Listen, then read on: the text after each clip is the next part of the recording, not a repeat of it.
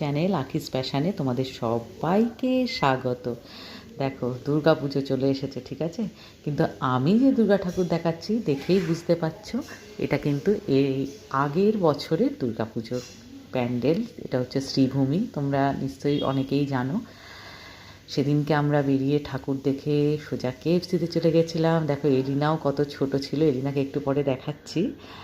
আর তারপরে আমরা খাওয়া দাওয়া করে গাড়িতেই আর কি খাওয়া দাওয়া করে সোজা বসিরহাটের দিকে রওনা হয়েছিলাম। এবারে আমি সুইডেনে আছি, আর এইবারে আমি সুইডেন থেকে ফিরবো দুর্গা পুজোতে, আজকালের মধ্যেই ফিরছি।